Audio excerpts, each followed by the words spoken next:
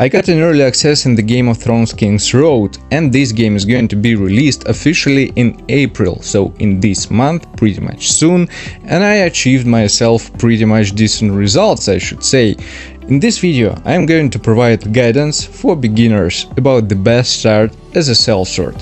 I believe this is kinda a really cool class, and it's pretty much tanky and deals also a lot of damage.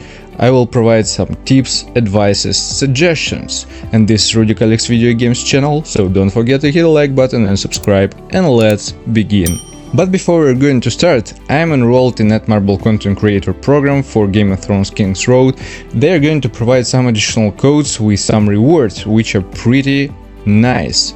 So if you want to get some of them and you want to support me, feel free to do this. The link to my page is going to be in the pinned comment. All you need to do is just go to my page, log in with your game account and hit the support button. After that, when I'm going to receive new codes, I'm going to send them on a daily basis. Now let's get back to the main topic of this video. And of course, we're going to talk specifically about the class, but a really important thing to actually cover is going to be about the shop. So you're starting your way from the story mode.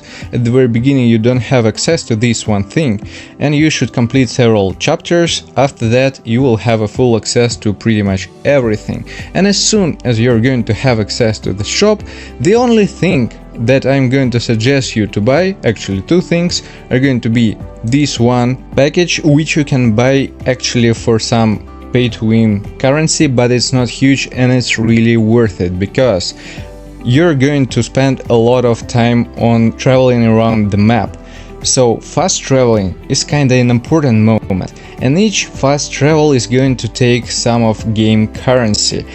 With this one package is going to be free and you will be able to use it anywhere on the map. If you're not at the point of a fast travel, you still will be able to use a fast travel function. So this is an important one. Also, it increases HP tincture capacity by 1, and recovering HP during battles is kinda an important one. It's like in any survival games. So if you have more of them, you have more chances to complete certain battles, tasks, ever. The other one important moment is going to be actually about this one package, so it's Traveler's Small Inventory. Inventory is a really huge one deal in this game, because at the very beginning you're going to collect a lot of different stuff and your inventory is going to be filled up really quick, so you will have again to spend a lot of time to travel here and there, get rid of some unnecessary stuff, and at the beginning you won't know what actually is going to be important for you in future or not. So this is also an important moment to increase capacity of your inventory, and it costs 240 golden coins, which you actually can farm through different activities like getting some tutorials completed and so on, chapters. So overall, through different tasks you are able to collect this one currency, and also through some daily activities rewards are going to be distributed to your account. It's pretty much doable and it's definitely worth it. The other important moment is going to be actually about exchange part of this shop and tribute part. So tributes are scrolls which you will be able to find somewhere around the map, all over the whole map. They're located pretty much everywhere, and on the left side you will have a notification from the system: lost letter, suspicious sound can be heard. It means that somewhere around here is actually going to be located this one scroll. So the only thing that you need to do is to actually scan around the place, walk around and find the scroll. Sometimes they are lying on the ground, somewhere in the grass, sometimes on trees, sometimes on some buildings in the cities. So they're pretty much everywhere. You need just to look for them, and each one scroll is going to give you 6 tribute points. So we're going to the shop once again, and we will see here inventory expansion tool. Again, it costs 16 tribute points. So as soon as you're going to collect them enough, you should buy them definitely, and again expand your inventory. So for me, for example, right now I have 85 slots. At the very beginning I believe it's going to be like 35 or something like that, which is pretty much small amount, so you're going to lack of the space a lot. And as you can see, I have already 74 items, and a lot of them, they're kinda important and necessary for the gameplay, for crafting and so on. The next important thing, of course, is going to be about your equipment, and this is the main thing to actually provide yourself a momentum, which is a total power of your character, which will allow you to beat certain content. So this is also an important moment, because you're going to progress in the story mode, and you're going to meet some levels, let's say capacity, when you're going to be below the recommended total power, momentum, whatever you should call it. So a really big part of it is going to be actually your artifacts, your gear sets, your accessories, and you should get them whenever it's possible. And the huge one suggestion: don't aim for epic or legendary versions of weapons or gears, it doesn't really matter, because in this game we have 4 tiers for each rarity. So we have rares, we have epics, and we have legendaries. And in each section we have 4 tiers, so each tier is going to give you, of course, more power, more momentum, more damage output, and so on, better stats. When you're starting the game, you will start with tier 1. After that, at certain moment, you're going to farm yourself tier 2, tier 3 after that, and tier 4. And you should understand that it's going to take quite a lot of time for you to actually farm some resources to craft tier 1 or 2 from the epic set, and moreover from the legendary. It's going to take for real like weeks and months, and from the very start it's not a really smart move to focus on this shit, because you are going to change locations. Each location is going to provide you different tiers of gears, and it's going to be just a waste of resources for yourself to craft something from the lowest tiers. Moreover, when you're going to complete certain aspects of the game, like clearing camps and so on, from these camps you're going to receive pretty much decent rewards with gear sets, again with some weapons, so it's not going to be like a huge problem. And when you're going to do some first clears, you're going also to receive pretty much decent rewards. So you should use them and not really focus on advancing some higher rarities of equipment. For example, as you can see here, I have pretty much everything rare, and it's tier 2. The only one exception is the weapon, just I received it for free, I didn't really craft it, and it gives more momentum in general, that's why I'm using this one weapon. For accessories it's a little bit of a different story. At a certain moment when you're going to complete a certain chapter of the story mode, you're going to receive yourself in your estate one guy who is going to provide you with accessories. The only thing is that you actually need to farm some resources to craft some stuff, and he is going to progress with levels based on the amount which you're going to craft. So always it's a nice thing to, you know, plan what you're going to progress today. Is it going to be some basic equipments, right, like artifacts, or some accessories, or something else? Why? This is another important moment which I'm going to discuss in a moment, but overall this is one of the most important parts, which is going to provide you just a lot of amount of momentum. And also with this guy you will be able to enhance your accessories, so you will be able to receive more power from them, more stats. It's also an important one. Just progress step by step, upgrade artifacts and accessories of a better quality. It's not really important to upgrade the first one, accessories, but when you're going to receive some rare and epics, this is going to be a good moment to start actually work on them a bit better. So another important moment to cover, different activities which you will be able to do on a daily basis. They're going to be upgraded and refreshed after a certain moment. When you're going to clear them, it's going to be a cooldown timer when they're going to be refreshed once again, and actually to complete them is going to require some currency which calls RP, and to complete certain tasks, certain activities, it requires some amount of this RP currency. For example, to clear this camp, it's going to cost me 45 of this currency to receive all of these rewards. So that's why it's important to think about what you want to do, because different activities, they're going to give you different rewards. From clearing the camps, you're going to receive some currency for exchange shop, you're going to receive some equipment, you're going to receive some materials for crafting and so on, some accessories as well. For the bandit camps, they're going to provide some currency for crafting of the sets and artifacts. For the beast activities, they're going to provide you with different rewards again for crafting, but these are going to be important for weapons. Here is an important moment. We have here written unexpected reward. It doesn't really mean that you're going to receive this or that one material to craft yourself epic or legendary weapon. Moreover, it's not the case. For the first clear up, you're going to receive an epic one, just a single one, but after that is going to be a repetitive one activity, and you have a certain chance to receive these rewards. So sometimes it may work, but in most of the cases, I should say you that for all the time I was playing, I didn't receive this one whatsoever. For example, from Echoes of the Past, actually here you're going to receive some crafting materials again for accessories. And once again, just for you to keep in mind that you should actually choose what you're going for.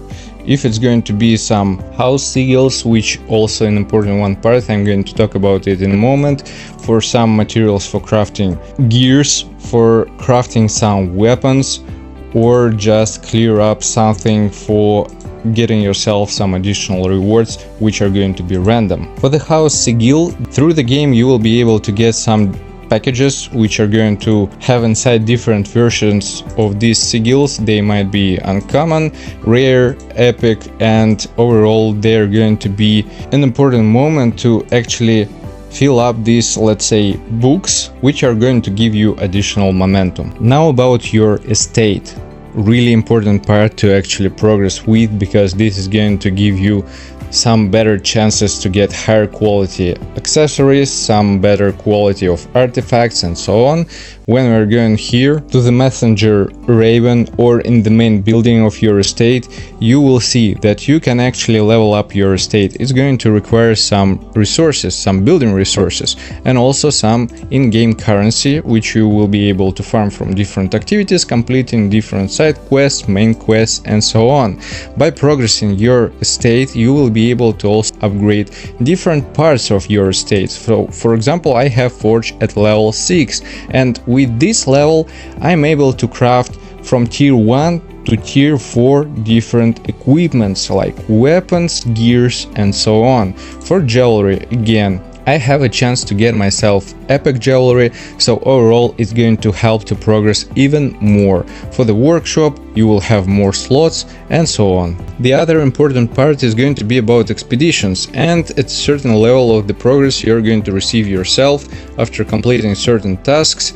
This one girl, Lyra Santagar, who is going to provide you a chance to actually do some expeditions. After completing these expeditions, you will get yourself some additional currency to actually progress your artifacts, and also you will be able to find some artifacts after completing your expeditions. Well, I mean, you have a chance to get something, and for artifacts this is also an important moment, so we're going here to the section with artifacts. For example, you can see I have a couple of them, so you have actually a chance to advance them, you can refine, you can enhance, and it's going to require some currency, which again you will be able to farm from these expeditions. This is also going to give you some additional momentum. For example, you can see from this one code I'm receiving 2060 momentum, which is pretty much huge. Now specifically about the Sellsword class and the skills. This is really important one,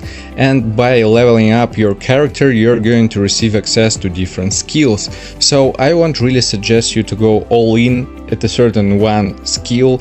It's going to be just a waste of resources, and it's going to be more important, you know, to focus on some really important skills. So for example, I can definitely recommend the Earth Strike. I'm using it pretty much always. It deals quite a decent damage and provides some knockdown effect, which actually can help you to finish enemies faster and deal more damage to them. The other one, which I'm using pretty much often again, is going to be a violent charge.